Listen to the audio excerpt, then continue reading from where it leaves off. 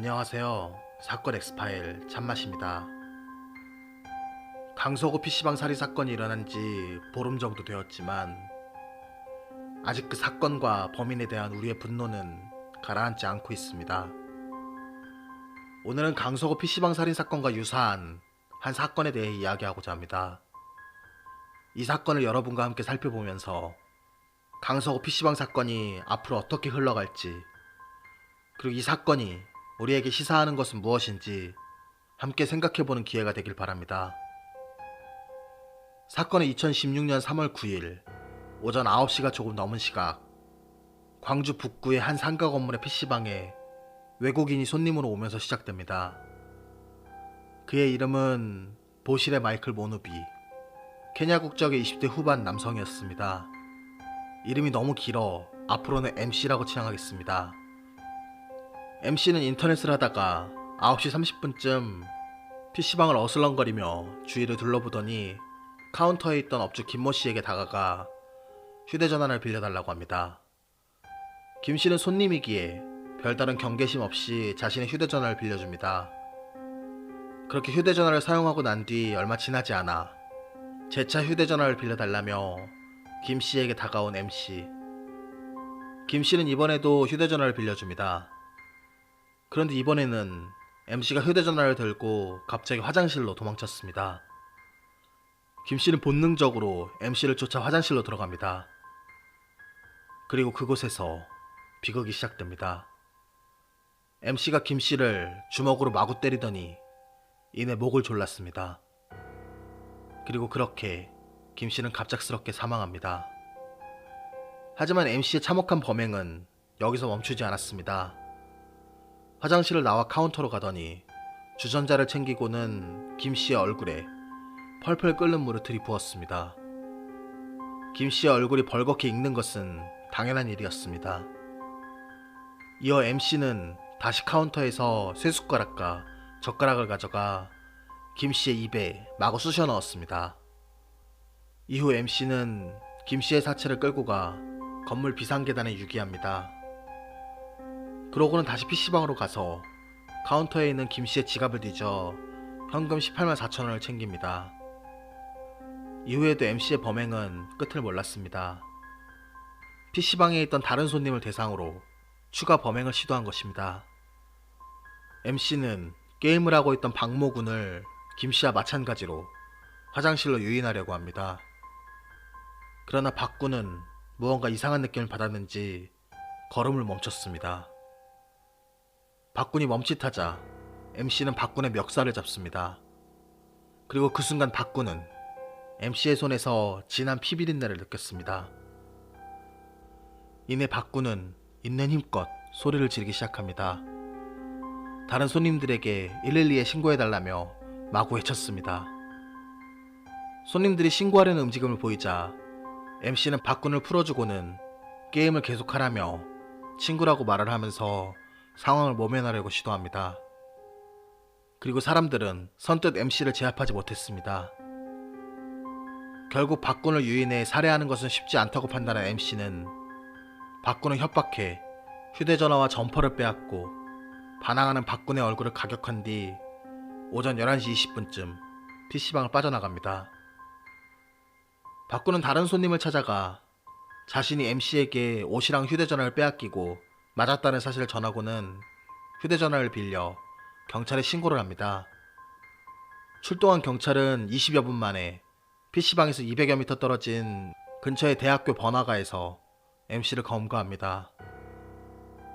MC는 검거 직후 성경책을 달라고 요구합니다. 잠시 성경책을 읽으며 기도하는 것 같더니 사탄이라는 소리를 외치며 난폭해져 끼니도 걸은 채 난동을 부렸습니다. 그리고 자신이 신기가 있다며 자신이 신과 같은 존재라고 하기도 하고 입고 있던 옷을 모두 벗어 던지고 괴성을 지르거나 이상한 춤을 추는 모습도 보였습니다. 경찰서 창살과 방탄 유리문을 손발로 부수는 등 난동을 계속 부리자 결국 경찰은 MC의 손발을 결박합니다. MC의 이 같은 이상 행동은 자국인 인권보호를 위해 경찰서를 방문한 케냐 외교관도 고개를 가로저을 정도였습니다. 당초 케냐 대사관 측은 경찰에게 사건 내용을 청취하고 단독 면회 시간을 갖고자 했으나 대사관 참사관이 MC가 무섭다며 단독 면담을 거부하고 돌아갔습니다. MC는 대체 왜 이런 범행을 저지른 것일까요? MC에 대해 좀 더 살펴볼 필요가 있을 것 같습니다. MC는 2015년 7월 18일 유네스코 국제워크 캠프에 참여하기 위해 3개월짜리 단기 비자를 받아 한국 땅을 밟았습니다. 그리고 MC는 국제워크 캠프 일정이 끝난 뒤 귀국하지 않고 8월 25일 종교적 이유를 들어 난민 신청을 합니다. 이후 난민 심사를 받는 동안 광주에서 체류하고 있었습니다. MC는 광주에서 지내는 동안 일정한 직업이 없어 경제적 어려움을 겪은 것으로 드러납니다. 그러다 범행 하루 전인 2016년 3월 8일 케냐로 돌아가기로 마음을 먹고 살고 있던 원룸을 정리해 보증금 100만원 중 밀린 반값과 전기세를 뺀 75만원을 받았고 경찰서를 찾아가 고국으로 돌아가고 싶다며 도움을 요청합니다. 경찰은 출입국관리사무소에 의견을 구했고 출입국관리사무소는 MC가 불법 체류자가 아니고 난민 신청자라 강제 추방 조치를 할 수 없다는 의견을 경찰에 보냈습니다. 경찰은 이에 따라 MC를 귀가 조치 처리합니다. 그리고 그 다음날 참혹한 범행이 발생한 것입니다. MC는 경찰과 검찰 조사에서 범행 사실 자체는 인정하면서도 범행 동기에 대해서는 굳게 입을 닫았습니다. 결국 재판 과정에 가서야 드러난 범행 동기는 케냐행 비행기표를 구입하기 위한 돈을 구하기 위해서였습니다.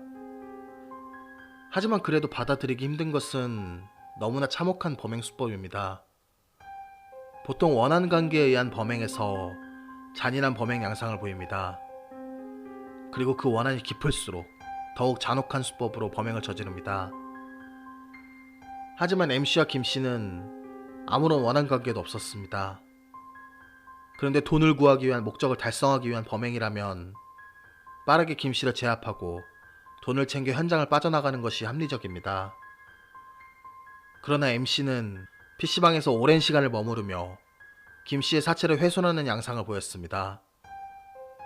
따라서 검찰은 정신 이상으로 인해 나타나는 범행 양상일 수 있다고 판단했고 검거 후 지속적으로 이상 증세를 보여왔던 점도 그러한 판단의 이유가 되었습니다. 따라서 검찰은 전문기관에 MC의 정신감정을 의뢰합니다. 그러나 정신감정 결과 MC는 이렇다 할 정신과적 증상이 없었고 정신과 치료나 상담이 불필요한 정상으로 결론이 나왔습니다. 그렇다면 그의 잔혹한 범행 수법은 어떻게 설명해야 할까요? 일각에서는 MC의 행위를 토속적인 미신 때문이라고 추정하기도 했습니다. 하지만 재판 과정에서 쇠숟가락과 젓가락 등을 사용한 것에 대해 MC가 밝힌 이유는 김씨가 사망했는지 확인하기 위해서라고 합니다. 사망했는지 확인하기 위해 쓰러져 있는 김씨 얼굴에 끓는 물을 붓고 쇠숟가락과 젓가락으로 입안을 쑤시는 행동을 한다. 다소 미심스럽기는 합니다. 더구나 정신감정에서 정상 판정을 받았는데 이러한 행동을 한다. 이해하기는 쉽지 않습니다. 혹 경제적 어려움이나 타향살이에 대한 고통 등으로 인한 스트레스가 폭발했던 걸까요? 그리고 또 하나, 검거 후 MC가 보인 이상 증세는 어떻게 봐야 할까요? 심신미약을 주장하기 위해 고의적으로 이상 증세를 보인 것일까요? 실제로 MC는 재판 과정에서 변호인을 통해 자신이 범행 당시 심신미약 상태였으며 스스로의 판단이 아닌 어떤 다른 힘에 이끌려 범행했다고 주장했지만 재판부는 받아들이지 않았습니다. 1심과 2심 재판부는 MC에게 징역 25년형을 선고하면서 MC가 강도살인 후 피해자의 사체를 손괴하는 등 죄질이 좋지 않으며 특히 MC와 상관없는 사람이 생명을 잃는 돌이킬 수 없는 결과가 발생했고 이로 인해 유족은 큰 정신적 상처를 받고 있다는 점을 지적했습니다. 또한 재판부는 이런 상황에도 MC가 유족과 합의를 하지 않는 등 피해 회복을 위한 어떠한 조치도 하지 않았다고 덧붙였습니다. 우리 사회는 최근 예멘 난민 문제로 많은 논란을 겪었습니다. 그리고 이러한 난민 신청자에 의한 범행은 난민 문제에 대해 우리가 어떻게 대처해야 하는지 다시금 생각해보게 합니다. 대부분의 난민들이 굶주리고 열악한 환경에 처했다는 것은 사실입니다. 하지만 그들이 그런 환경에 처한 것과 그들이 선하다는 것은 동등하게 치환될 수 있는 개념이 아닙니다. 그렇다고 그들을 무조건 악한 존재로 보는 것 또한 위험합니다. 이분법적으로 나뉜 선과 악이라는 어느 한쪽의 프레임에 갇혀서는 안 된다고 생각합니다. 사회적 합의를 통해 우리만의 분명한 기준을 세워 우리가 도울 수 있는 부분은 지원하는 한편, 국가라는 존재의 의의에 맞게끔 우리 국민들의 안전과 난민 정책 사이에 그 우선순위를 잘 세우는 것이 중요합니다. 난민들의 눈물을 닦아주다가 우리 국민들의 눈에 피눈물이 나게 해서는 안 됩니다. 이러한 난민 문제를 떠나 이 사건은 서울 강서구 PC방 살인 사건과 유사한 부분이 많습니다. 범인이 참혹한 범행 수법을 보인 점, 또 정신감정에 들어간 점도 유사합니다.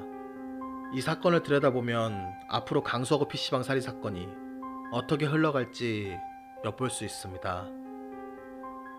빠르게 변하는 세상 속에서 화제가 됐던 한 사건이 사람들의 관심에서 잊히는 것은 생각보다 어려운 일이 아닙니다. 그렇기 때문에 강서구 PC방 살인 사건이 단순히 분노에 의한 범행인 것인지 정신 이상이 있었던 것인지 재판 과정에서 범인이 심신미약을 주장할 것인지 또 재판부가 이를 어떻게 받아들이고 판단할 것인지 등 이러한 일련의 흐름들을 지켜보는 것은 우리의 몫입니다. 그리고 지금 당장은 한 달 후 강서구 PC방 살인 사건의 범인인 김성수의 정신감정 결과가 어떻게 나올지 관심을 가지고 지켜볼 필요가 있습니다. 여러분의 작은 관심 하나하나가 사회를 바꿔나가는 것입니다. 저부터 이 사건을 계속 주목하도록 하겠습니다. 이상 사건 엑스파일 참맛이었습니다.